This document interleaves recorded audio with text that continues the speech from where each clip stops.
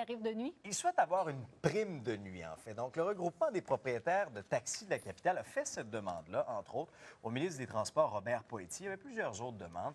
Mais ça aurait pour effet directement d'augmenter le prix d'une course la nuit pour les clients. Pour en parler ce matin, M. Hamid Nadji, président du regroupement des propriétaires de taxis de la capitale. Bonjour. Bonjour. Expliquez-moi d'abord pourquoi vous souhaitez avoir cette prime de nuit, cette augmentation. Ça fait partie de la problématique qui date depuis plusieurs décennies. Tous les jobs qui se respectent, ils ont une tarification de nuit, une tarification du jour. Il y a ce qu'on appelle à l'intérieur un coefficient de risque de nuit parce que c'est un horaire qui n'est pas normal. Je pense même dans vos studios, la nuit et le jour, vous le jugez n'est pas la même. Ce pas des horaires qui sont pour tout le monde. Et cette fonction a été délaissée à elle-même depuis plusieurs décennies par nos pairs, le ministère du Transport. Vu maintenant qu'il y a le problème de UberX, nous étions obligés de rentrer en communication avec le ministère et de proposer les différentes modalités pour respecter cette fonction. Et ce n'est qu'un des points. C'est fait partie des points, pas tous les points. Ça, c'est un point minime par rapport aux autres points. Bien, c'est un point minime, mais ça risque quand même d'avoir un impact sur la tarification. Parce qu'en bout de ligne, la facture va être filée au client. Le contexte est déjà difficile. Vous serez d'accord avec moi, dans l'industrie du taxi, c'est pas facile. Mais dans le monde entier, ça se passe comme ça? Oui, je comprends. Sauf que c'est déjà difficile, le contexte du taxi présentement. Les clients se font plus rares. Est-ce que vous ne croyez pas que ça risque de faire fuir peut-être la clientèle et que la clientèle risque de se tourner encore plus vers Uber, par exemple? Non, parce que Uber, il n'en est pas question pour UberX, parce qu'il faut faire la différence. Oui, on parle de UberX, exact. C'est-à-dire UberX qui n'essaye pas de se codifier pour la loi jusqu'à maintenant.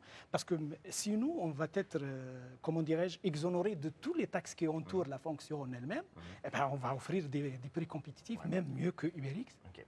Il y a une certaine tension à Montréal entre les chauffeurs de taxi, entre ceux d'UberX. Ça se passe comment à Québec, vos chauffeurs? Québec, on arrive à retenir le monde parce qu'il y a ce qu'on appelle des moyens d'expression plus directs avec le ministère, via la proximité, etc.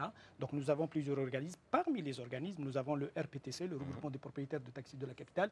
Donc nous sommes en communication en direct avec le ministère pour trouver une solution à toutes les problématiques qui existent. Et c'est pour ça que la situation n'est pas la même. Ouais. Je vous vois avec votre appareil, justement, là, pour permettre aux clients de payer avec une carte de débit, carte de crédit. Oui. Vos chauffeurs à Québec l'utilisent vraiment, ça? Oui, la majorité écrasante. Vous êtes sûr de ça, Oui. que la majorité utilise ça? Écrasante. Parce qu'on dit la majorité, c'est comme le vote. Si on dépasse 75%, le gouvernement, il gère la population. Mais il y a une certaine minorité où il reste du travail à faire de sensibilisation. Là. Exact, exact. Mais n'oubliez pas, comme je vous ai dit, il y a les indépendants qui ne sont pas gérés par les intermédiaires. Donc, on ne peut pas leur imposer ça. Ils sont libres à eux-mêmes. Et surtout, il y a beaucoup de vieux qui sont en voie de retraite. Donc, ils ne sont pas très technologues dans les choses et ça leur prend du temps. Donc, mais progressivement, nous sommes sur la voie de totaliser l'application de ça parce que c'est inconcevable qu'un client ne puisse pas payer de sa course avec une carte. On peut former tous les chauffeurs, peu importe leur âge. Monsieur Nadji, merci. Ça ne demande pas une grande technologie.